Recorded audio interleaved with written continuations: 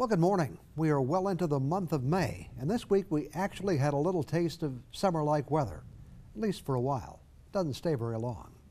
This morning we're going to talk with someone who moved to Upper Michigan over 40 years ago and built a very successful business career. Our conversation starts right now. From TV6, this is The Ryan Report. Now here's your host, Don Ryan. Well, Ron Caters has had a long and successful career in retailing that currently includes owning and operating drugstores in Ishpeming, Negaunee, Marquette, Gwinn, Munising, Newberry, and Iron River, mostly under the Snyder drug names. Being in the pharmacy business and also having served on a hospital board has given him some unique perspectives on the changing retail scene as well as the ongoing healthcare discussion. This morning we'll find out more about Ron and get his thoughts on both of those issues. Ron, welcome to the Ryan Report. Thanks. Good to have you with us. Thanks for having us. You're one of the most astute business people I know, so hopefully you can share some of that knowledge with us this morning. That's a lot. Okay. I know you're also a hard-working guy, but let's take you back to the beginning. I think you may have grown up in the Green Bay area. Yeah, I did. Okay, and you graduated from Green Bay High School. Yep, high school there. And you went to the University of Wisconsin, got your degree at Madison. In Madison, right? Mm-hmm. Now I noticed you had a degree in biology. Did you have a different career plan in mind? Well, I was going to be a teacher at one time. Okay. And you know, as a student, you don't always think straight, and I just had this concept that I would know what I was doing till the day I died if I was a teacher. Mm-hmm. Not that it's a bad career, and right. Of course, as you get older, you say, "Oh, I wish I would have done that." Yeah. And I just didn't want that, so then I got a little minor in business. Okay, and switched. Did you start with Shopko? Was that your first job? Yep, first job. They recruited down in Madison, and in those days, many companies came on campus, especially to Big Ten universities, and did lots of interviews. And they were one of the few guys that was smaller, and they'd say, "Look, you're going to be here, here, and here. You're going to be this kind of pay, and if you can't do the job, you're gone." I like that. As a student, you like that. Sure. Especially if you have a little confidence in yourself. And at that point, Shopko was much smaller than it eventually Well, probably became. about 30 or 40 stores. Okay. Mm-hmm. And you eventually came to Marquette. Right. And you became the store manager in right. Marquette. That was back in like '73? I got transferred up here when the store opened in 1969. Okay. Initially. Right. And then I went down and helped open up the Kingsford store. Okay. And then they transferred me back here as I was like the assistant down there. Then they transferred me back as the manager up here in Marquette. I've said, and there's this phrase, defining moments. Sure. I think when Shopko came to Marquette, that was a defining moment in the retail business in Marquette County. Oh, absolutely. We had the dime store and we had, J.C. Penney's, and mostly a lot of very nice, very good, small independent merchants. Sure. But nothing like the Shopko store. Right. It was the beginning of the big box land, I suppose, certainly for Upper Michigan. Yeah, and it was the first that really made such a difference. What was their strategy? Well, their strategy is you'd have the most, huge assortment, large store. Remember, most of the stores are small and narrow assortments. Right. Plus, the bigger you get, the better their purchasing ability, and eventually they ended up direct importing from other countries, so that helps the cost structure. Mostly a big assortment. Out-assort everybody was the first strategy. And, of course, want to make some money, but... And they really, at one point, were kind of setting the pace for this industry. Oh, sure. Certainly, what there was just very few national retailers, maybe like Kmart, but there were a lot of regional retailers. Okay. We were in the same group with Walmart. At one time, when I was working there, I've met Sam Walton. I mean, they had like 40 stores. Shopko had like 30. There were a number of other chains. And of course, you dial forward a lot of years, and I think Shopko's got 300 stores, and Walmart, huge. Yes, right. Biggest employer in the world or something. It's crazy. Now, at some point, you decided you wanted to go into business for yourself, obviously. Sure. What pushed that decision? The real thing that pushed the decision is when you're in chain retailing and those big chains, you get transferred around a lot. So I got transferred 3 or 4 times, and when we were up here, my wife said, I really like it here, and they were going to move me down to Green Bay to be a buyer of school supplies and some candy, which just kind of a path up the ladder, I guess. And my wife said, "Oh, I don't want to move. I love it up here. Let's stay here. You guys are always talking about going into business for yourself. Why don't you just do it?" I said, "Okay, now I want you to think about this overnight, because if we go under, you're going to lose your house. You have a nice little house here, Right. you know, which you'll Shocking way to put it. build You equity." make your point. And I did have to kind of say that to her, because some of my other friends that we were talking about going in business together, especially pharmacists, because I am not a pharmacist, when it came down to the risk, Mama didn't want to take that risk, you know, Okay. for many of the people that I dealt with. Okay. But my wife did. Okay. I said, "All right, we'll do it." And it worked out well for you. Yeah. And sure. we're going to talk about that. Well, in fact, let's talk about it just for a minute now. Sure. You decided to go into the Snyder drugstore chain. Right. What appealed to you about that? Well, they were a source of merchandise. They were in the franchise business out of Minneapolis. They had about maybe 100 stores. About half of them were corporate stores, and the rest Okay. were franchises. Franchise was pretty, you couldn't private label anything, meaning you couldn't go make something with their name on it. But other than that, there was no top-end fees. Many of the franchises out here now have used to pay a hefty fee on the top of everything you purchase, Okay. or your sales, either or. In this case, it was a source of buying the smaller products. At that time, you could buy, there were some low minimum shipments from direct manufacturers, and you could buy direct and it was cheaper. So you could pass some of those savings on. Okay. But you needed a wholesaler type person, and that's what they were. Okay. We'll talk more about this in just a couple of minutes. Back on the Ryan Report after we take this commercial break.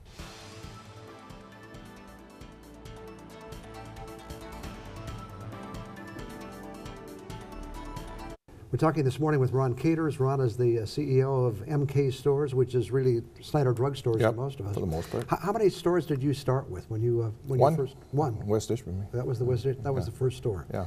And now I think you have 10, 11. 11. Okay. And not all of them operate under the Snyder name. Right. We've got one in Iron River downtown. We use a Corner Drug was the Okay. name of it. We have Campus Pharmacy over by the college here. Right. And we have a closed door pharmacy where we do nursing homes and group homes and assisted living. It's called LT Pharmacare. That's in Negaunee. Okay. It's not open to the public. Talk about how the pharmacy business has changed just, I know this is a huge subject, but just in the time you've been in it, there have to have been so many changes. Well, the huge change on the business side is there's been an explosion in medications. There's more medications than there ever. When we started, there was a limited amount of medications, Right. prescription medications. Now there's something for everything, and 5 of them. And then the other big business change was the payers got in between. They're called pharmacy benefit managers, and their role is to go to large employers and then later on to small employers and say, "Hey, we'll go negotiate prices, and because you have, Mr. Employer, you have to pay for these drugs or medications. We're going to negotiate those prices for you. We'll get them down." And once that happened, there's a lot of hoop jumping on the business side we had to go through. You know, there's 3 or 4 big payers now, but there used to be 20 or 30 or 40. And So you had to deal with all that paperwork and every different rule, different pricing, everything. And even at a group your size, you can still deal with those. You have to deal with them, Yeah, you have to deal or with you're out of business. Yeah. And there's lots. The other thing that's increased a lot is regulation. As the government tries to control things, they're usually not always that efficient at those sorts of things. But and it creates lots of work, lots of regulation. We spend a lot of time on that now. You mentioned, all the drugs. How do you possibly stock everything you have to have? Well, what you learn in your area is different physicians have different prescribing patterns. Certain drugs they like to use. Some are kind of standards in the industry. And the distribution system in the drugstore business and whoever sells prescription medications is very good. You order something today, you'll get it tomorrow. So you adjust the inventory and go with what's happening. And occasionally, and it's rough on customers, a doctor or a physician from somewhere else will try a new style drug or something that's not really stocked, and you have to get it the next day so people come back. Okay. It's because it's not a common drug. And some of these drugs are pretty expensive now too, aren't they? They're unbelievable. One of the big things is drugs are kind of the whipping boy now, I guess, of the medical system.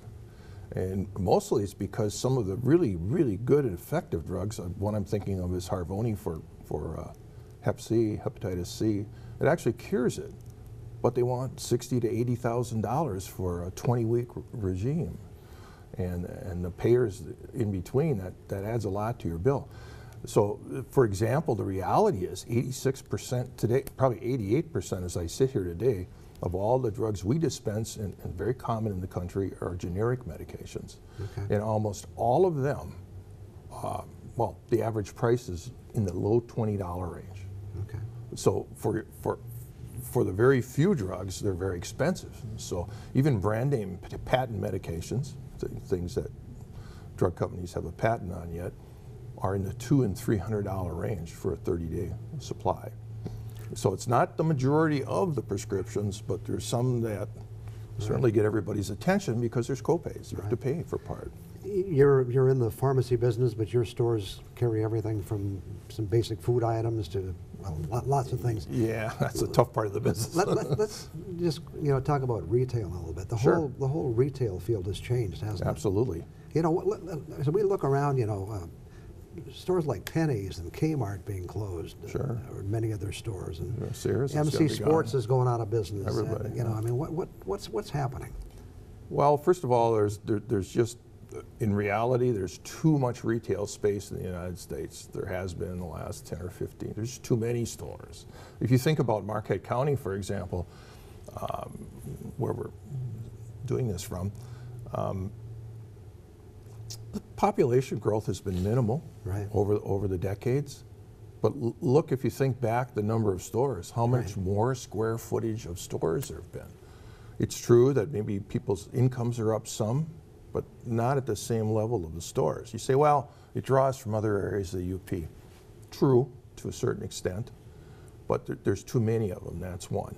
And the tipping point is occurring right now, and that's all this online stuff. I just looked at Amazon's numbers yesterday. They're up 21% in sales. That's huge. I mean, these days with the low inflation, if you're a retailer and you're up 1-2%, you're having a good year. Right. So when somebody's up 20, 30% or higher, they're taking that business from all the brick and mortar guys. Everything is changing. Right. Okay. So that business is, if you're in the same thing that basically high ticket things that transport easily and tend to be semi-durable, you're in a very difficult spot right now. Very difficult spot as a retailer. So if everything ends up going online, you're going to end up with fresh food locally, and you're going to end up with convenience items. Yeah. Are people really going to buy a shave cream and wait 3 days or 2 days or 1 day through the internet? It's a lot of work for that, for a $1 can of shave cream. So that stuff will stay. But boy, I mean, if you got a $50 or $100 item and you want to buy a hammock, the guy who sold a hammock stand can't sell it anymore. It's all coming from online. We have to take a break. Sure. We'll get back with some more questions for Ron after we take one more commercial break. Again, our guest this morning is Ron Katers. Ron, I just got way too many questions. Go ahead. Not enough time, but I know you do get into the lawn and garden business. Sure. I know you're a very successful guy. You must just want to do this because you enjoy it. Yeah, we do. We've been successful at that because to sell flowers and shrubs in the spring is with the weather. It's a difficult business. Yeah, I'm so sure. You have to protect your plants and you have to be careful with them. And when you have a cookie cutter formula like a lot of the big box retailers, that's tough. They have a tough time. They have a tough time not killing things or making things look good.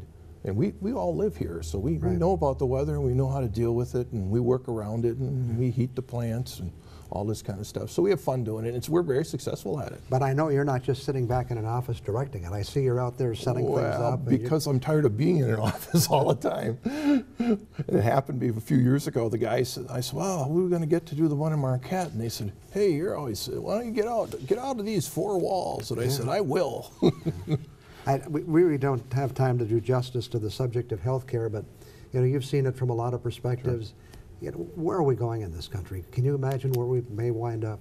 Well, what everybody wants is they want to pay for results in health care. And that's a tough journey. They want good outcomes. So you come in, you see a physician, or they wheel you in through the ER.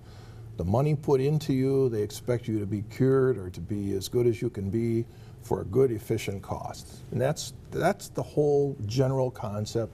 That's what everybody's trying to work toward, really. Okay. And as the population ages, tends to be more and more healthcare needs. Is the government going to provide it, or are we going to continue to have private insurance involved?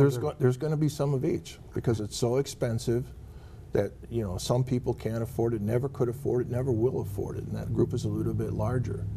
I think when you want choice as a consumer, the only real way to do that is go through some sort of a private system or a combination private-public system. Because a public system, a government finance system, the single payer concept, you're not going to get a good result. You're not going to get any choice. They're going to say, here it is, bronze plan, that's yours. You go, I don't like it. Yeah. Too bad, that's all that's left. You don't want to have the too bad, that's all that's left. You as a consumer, you want to be able to move around a little bit within the system, make some choices, and that's what I want, and I think everybody wants that. I don't want somebody to dictate to me. And government, to me, in my life, on the business side, a lot of the regulation, a lot of things that have to happen are concealed from the public. And when they get out in the public and do things, it's frightening. Well, I think the fact that, for example, when the new administration came in, it looked like things were going to happen, but it's just not that easy, apparently. Well, of course not, because the United States is a three-part government. The Justice, Supreme Court, and the Congress, right, and the executive. And it was set up that way by the Founding Fathers for good reason. So crazy guys can't do crazy things, and people who have their own little private ideas can't force that on everybody. Okay. So that's what you're seeing right now. It's sausage making. We'll see what the results are. Thanks very much for coming in this morning to talk about it. I think we could talk about a lot more, but our time's up. Sure. Appreciate it, and good luck with your lawn care business this Let's spring. hope so. All right. Okay. Back with more on the Ryan Report after this break.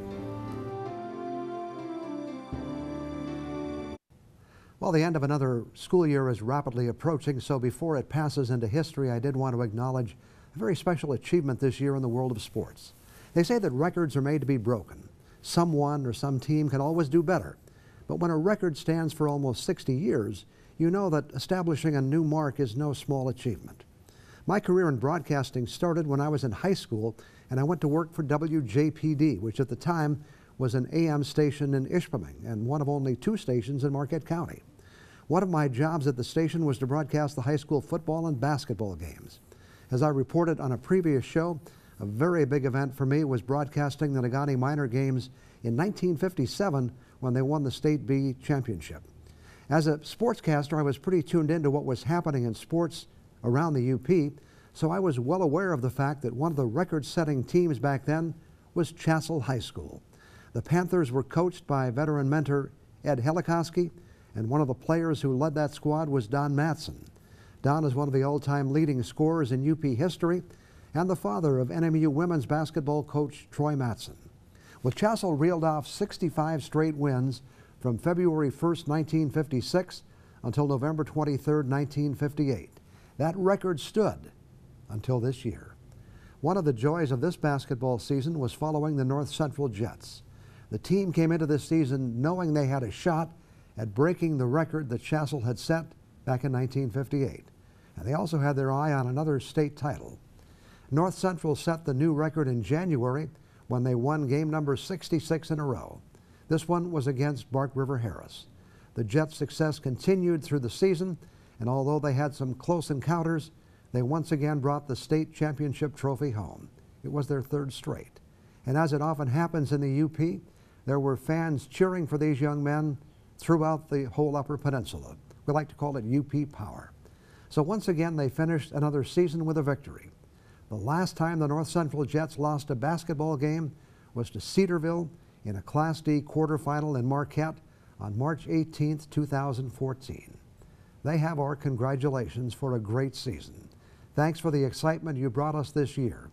So the cheering has ended and the dust has settled on another successful basketball season at North Central. But just as Don Matson remembered those glory days at Chassell High School, North Central coach Adam Mercier and his outstanding group of young men will long remember when they set a new record for the longest winning streak in Michigan high school basketball.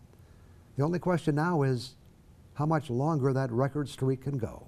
We'll have to wait until next season to find out. I'll be back in a minute.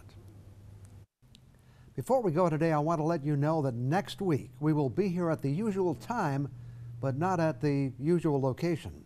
Because of NBC coverage of Formula One racing, you can watch us at 7:30, but on Fox UP. Again, next Sunday, we'll be on Fox UP, not TV6. And another reminder, you can always get the latest news anytime at uppermichigansource.com. That's also a good place to catch this show if you won't miss it or want to watch it again. Most of our shows, former shows, are available in the archives.